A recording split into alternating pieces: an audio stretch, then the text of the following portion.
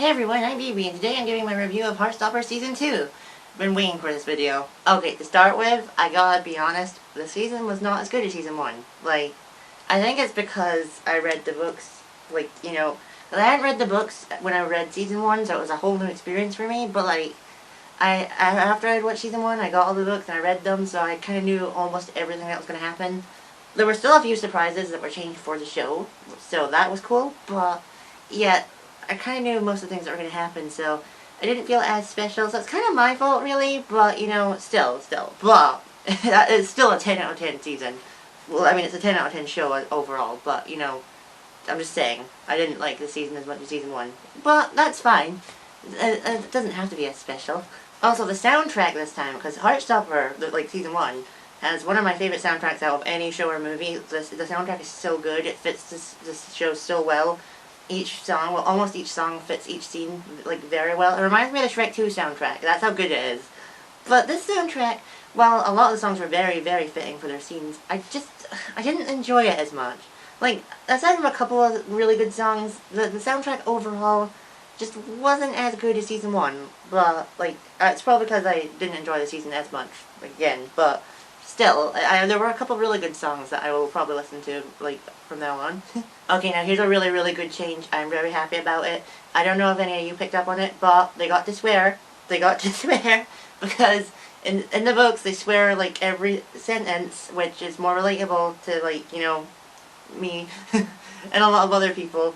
But, they cut that out in Season 1. They said a couple of words, they said dick a couple times, but, they didn't say, any other words, and they only said that, twice. But they got to swear so much this season, and it makes me so happy. They said shit, they said dick, they said, what other words did they say? They said bitch as well. I know these are just light swears, but it actually means a lot to me, because I actually really enjoyed the swearing in the books, so it made me really happy.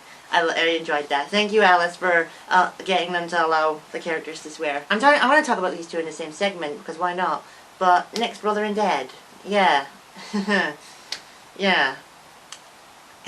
So you probably guessed it by now, I'm not a fan of these two characters. Because Nick's brother, I don't even want to talk about him. First off, he denies that Nick is bisexual, which happens a lot throughout the show, but I'll talk about that in a bit. And, keeps saying he's gay, keeps saying Charlie's the one that turns him gay. He tried to out Nick to their dad, and it's don't do that. And then Nick's dad as well, they met him up in Paris. I'll talk about the Paris trip in a while too. And he literally left 2 seconds after they arrived. And then he came over to England and had dinner at their house and invited Charlie's family, which I found kind of weird, to be honest, because Nick's parents are divorced, so it's yeah. But if his mom's okay with it, what do I have to say about it? And then that's when his brother tried to out him, and then that's when he said, this is ridiculous. Dad, I'm bisexual. Charlie's my boyfriend. I don't care what you think. And then I loved that scene. It was actually better than I thought it was going to be, because I was actually really scared to see this scene in the show, because I thought it was going to be a really intense moment, and it was intense, but I was more mellowed out this time, which I actually do like. I like that. In fact, there's the opposite feelings to a lot of other things I thought were going to be mellowed out more. But they weren't, but again, I'll talk about them soon. Okay, this was done really well, Nick's sexuality. Because he came out to a lot of people this season, and I love that, but a lot of people keep saying that he's just gay, and he can't accept he's gay. Because, apparently bisexual people just aren't real, apparently. That really annoys me. Because, stop saying that to bisexuals, please. If you say that to bisexuals, just leave my channel right now. But, yeah. People kept saying he's just gay, and then he has, an anxiety attack, thinking that if he tells people he's bi, they're all going to think he's just a cheater who sleeps with everyone. And it's that's not what bisexual people are, okay? They, everyone cheats. Well, not everyone, but every sexuality cheats. Not every individual. I didn't mean that, because I'm not a cheater. So yeah, everyone in every sexuality cheats, but bisexuals get the worst because of their sexuality. And people just think that they're cheaters and will sleep with anyone. But that's not what bisexuals are. But yeah, Nick had the anxiety attack about that. And the feeling bad that because he promised Charlie he would come out. Which he didn't promise. But Charlie tells him that he doesn't care. He can come out when he's ready. Because that's his decision. He doesn't know anyone that information. I don't know anyone that information too. And it's weird because I used to feel like I did. But now I don't care so much. We also got to see a lot more of Charlie's parents this season. Which I was very dreading. Charlie's mom is a certain word I don't want to say on this channel, but I think you can guess what it is. It starts with a C and rhymes with run. But yeah, she is that. But Charlie's dad is nice. I like him. He can be a little bit strict, but like I don't mind him as much. And he was really good in season 1, the 2 scenes he was in. But again, his mom, no. I'm pretty sure she was a different person as well. Also, Tori, again, proving that she is the best character in this franchise. She was so cool this season, especially when she kicked Nick's brother's phone out of his hand and said, "Talk about my brother like that again, I'll end you." She said that in the books too, but still, it was nice to see on my screen. I love Tori a lot. Again, she's not my favorite character, but she's the best character in the series, if that makes sense. And she's always holding a drink, which I don't really get, but it's funny. It's funny. Alright, let's talk about the Paris trip now. Because this happens in the books. This is what this whole book is about. The Paris trip. And it's really good. I liked it. It was for a few episodes as well, which I didn't expect. I thought it was just going to be like 1 or 2 episodes, but it was actually half of the season. But it was nice. I liked it. It made me feel like I went to Paris. But yeah, a lot of things happened on this trip. Nick came out to all of his friends. Charlie fainted. Tao and Elle kissed. Tara had her birthday in Paris, and then Darcy threw up at her birthday party. And Isaac realized he was ace. I'll talk about that in a little while. So yeah, a lot of things happened. Oh, and Nick gave Charlie a love bite, and everyone thought it was James, because James is the only other gay kid, and at that point no one knew that Nick was bisexual. But then Nick said it was him at Tara's party, and then that's when, yeah. So yeah, that's like, that happened. It was awkward, but it was funny. Okay, Tao and Elle were really good this season, especially Tao. If you may remember, I wasn't the biggest fan of Tao in season 1, but I actually love him so much more now. I knew he was going to be better in season 2, and I was not disappointed. He was so much better. He actually learned his lesson a lot quicker this time, because Elle made new friends at this college, art college, I almost said college art, this art college she's going to. Their names are Naomi and Felix, yeah. Naomi is trans and Felix is non-binary. Felix is also in a wheelchair, which I love. Yeah, and he got, like, worried that she was going to leave him, like, as a friend. But then he asked her out on a date, and they went to the cinema to watch her favorite film. It was one of those cinemas where you get to, like, pick the film, I think. But then the date didn't really go well, because Tao had, like, changed everything about him. And then, like, they almost ruined their friendship. At Paris, they reconnected, and then that's when they kissed at the art museum. And it was actually really nice. So Tao and Elle were really done well this season. I wonder what's going to happen, though, because, like, they've changed it up in the books, because Elle stays at the girls' school, but this time she's going to the art school, like, the next term, so I wonder how they're going to do that. We'll have to wait and see. Tara and Darcy were also a lot much better this season. It's kind of touched upon in the books, but Darcy does not have a good home life at all. Her parents don't know she's out, which is actually really surprising, because she's so, like, confident about who she is at school. Like, she doesn't hide herself for anyone, but her parents don't know she's out, and they, I'll talk about the prom in a little while, but at the prom, she was going to wear a suit, and Tara was going to wear a dress, but then her mom saw her in the suit, and they argued, and she kicked her out, and then she, like, kind of, like, it was actually really sad. I don't actually want to spoil it all. And then Tara went to her house to ask where she was, and then that's when Tara found out that she's not out to her parents, and that was really sad as well. That actually hurt me. But you know what? It's fine. She doesn't need people like that. Even if they're your family, you shouldn't be around anyone that makes you feel like that or doesn't accept who you are. Sorry, not sorry. Okay, Isaac is ace. Okay, I can talk about that. Okay, I already knew this because, you know, Alice already confirmed it like months ago. I kind of feel like you should have saved it because it would have been a nice surprise, especially since, you know, I knew most of the things that were going to happen, but it's fine. Anyway, it was actually really good because James, again, had a crush on Isaac, and they actually did kiss because Isaac wanted to, like him. Because throughout the show, Isaac's, like, looking around because all of his friends are in relationships, and he's always looking at them, like, being all lovey-dovey and kissing. And then when he kisses, you know, James, he feels like something's wrong and he doesn't understand it. But then at Elle's art exhibit at the college, he learns what aromantic and asexual are. And then, obviously, that's when he figures out who he is, and then the leaves show up, because that's what happens in this show. And then he starts reading a book about being ace, and it's going to be really good to see in season 3. I cannot wait to see him explore his like, asexuality. Because, you know, there's nothing wrong with being ace, you know. I mean, I can say that, obviously. I've got an ace flag right there, so. I didn't want to talk about them, but I'm going to have to. Ben and Harry. My favorite characters. Yeah, Ben and Harry weren't actually that bad this season.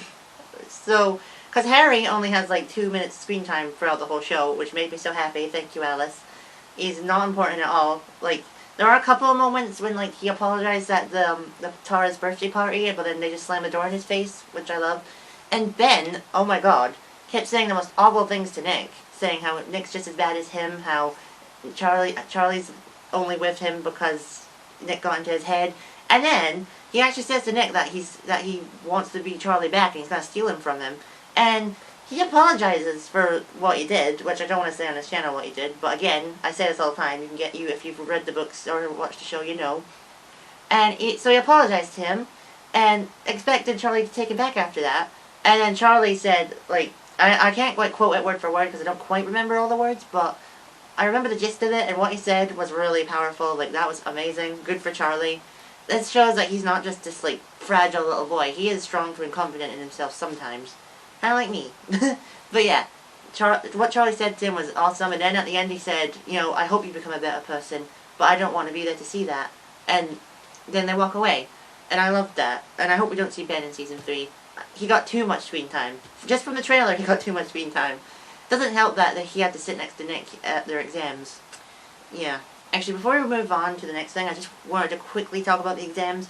The fact that Nick had an anxiety attack over them, that was really well. Okay, I don't want this video to be too long, so I'm just gonna say that about them, but yeah, that was good.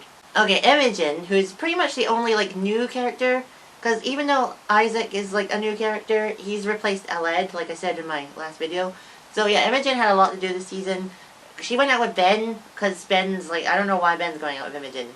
But obviously Ben, being Ben, was really horrible to her, and then she broke up with him right in front of the whole class when they were at dinner, because they were at Paris at this point. And that was really cool as well. And then she becomes like part of like the friend group, the Paris Squad they call themselves. That is canon, by the way. Yeah. So, but like she's not like part of their group, but like she's like an honorary member basically, just like Sahir. And speaking of Sahir, she's in the books. I love her. I didn't know she was bisexual though, so that's awesome.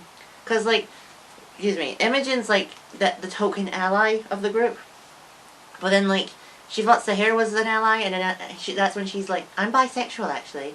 And then Imogen starts to like, I don't know if anyone else picked up on this, but I kind of feel like a vibe between Imogen and Sahir. Like, I don't know if it's just me, but like the way Imogen was looking at her at the prom, it just felt really, like, I kind of have a feeling that in Season 3 Imogen's going to be like, part of the LGBT community. I don't want to say lesbian or bisexual just yet, because there's no way of knowing that, but we will wait and see, I guess. I kind of hope they do. I can see it. I can really see it. And that would give Sahir more to do in the show, since she only really joins the group in the Paris, like, part in the books. So, yeah, that would be really cool. Alright, now I want to talk about Mr. Ajay and Mr. Farouk. These two were awesome. Mr. Farouk, you know, is this really strict, scary teacher that shouts all the time, and then Mr. Ajay is like the nice, calm teacher. Because I've had all those teachers, you know. But, yeah, they end up connecting at Paris, and then they like do a certain act, but I'm not gonna say that. And then like they start going out with each other like secretly. But it's really done really well. I liked it. It's good to have an older like LGBT representation as well, because Nick and Charlie are awesome, obviously, and obviously my favorite characters, and nothing will ever replace them. But it feels good to have older like representation as well. For the older fans, maybe. I like that. That's nice. Alright, I was going to talk about this last one. I'm just going to talk about it now, because I think the last thing should be the other thing, but the prom episode, that was a really good episode. That's the finale of this season, and the prom was actually really well done. I liked it, because the Paris Squad all go, except for Darcy, but again, I'll get there. But then, like, they're there, Elle and Tao have, like, a dance, Imogen starts to have a crush on Sahir, Isaac starts to realize he's ace and goes to the library to read an ace book. But then Nick and Charlie are like really excited to go, and they're wearing suits, they look awesome. But then something happens which I really love. Charlie ends up wanting to go home because he feels like he doesn't need to be at prom, because they forgot what they were coming out for. Because they ended up coming out for everyone, but it's not about that. It's about what they want or what they feel comfortable with, like, you know. So they don't owe anyone anything. They just went home. All the whole Paris Squad just went to Nick's house, and they had an even better time than they would have at prom. I loved that so much. That was really amazing. And Darcy wasn't there because, you know, she got kicked out and she had nowhere to stay, and Tara was looking for her, and then that's when, you know, Darcy showed up at prom, but they took her to Nick's house, and then Tara ended up at Nick's house. You have to watch it, because I can't really explain it properly, but the episode was amazing. Okay, you probably all knew I was saving this one for last, and I just want to say, if you're like been affected by this, or if this is a sensitive issue for you, just skip to the end, because I actually don't want you to hear this. But yeah, Charlie's eating disorder. It was foreshadowed in season 1. Whenever anyone offered Charlie any food or at lunchtime, he never ate anything. And you probably noticed that he's really skinny. Yeah, that's because he has an eating disorder, and it's Ben's fault. But that's all I'll say. But Nick starts to notice this at the Paris trip, because when at dinner at breakfast, he notices that he hardly ate anything. And then, you know, like I said, when they're going to the museum, Charlie faints. Mr. Ajayan for it taken back to the hotel, though, and they get him a sandwich. He eats the sandwich, by the way. But then Nick mentions how we notice that he doesn't eat a lot, and then Charlie says how he knows he doesn't eat like a normal person, but because it feels like it's the only thing he can control in his life, which is really sad. And I'm not gonna spoil it what happens next, because I know, because I read the books. But let's just say that you're in for it for season 3. Yeah, it's gonna get rough, and it's just like I'm really glad that Alice has wrote this, because people need to know about these things. And I really did think Netflix were going to water it down and mellow it out, and it wasn't going to be like that big a deal, but they didn't, and I'm so happy they didn't.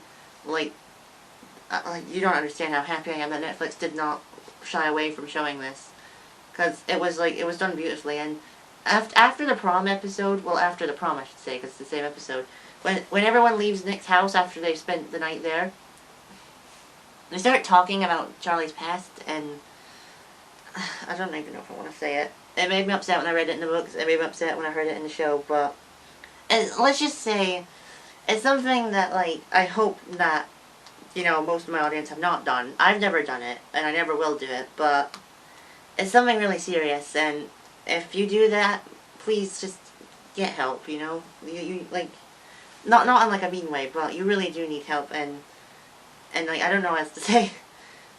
But, like, that's never the answer, you know? It never is. This got really sad really quick. I dropped my remote there. I didn't actually mean that. That was well timed, alright? Okay, well, that's pretty much everything I have to say about Season 2 of Heartstopper. Actually, one last thing,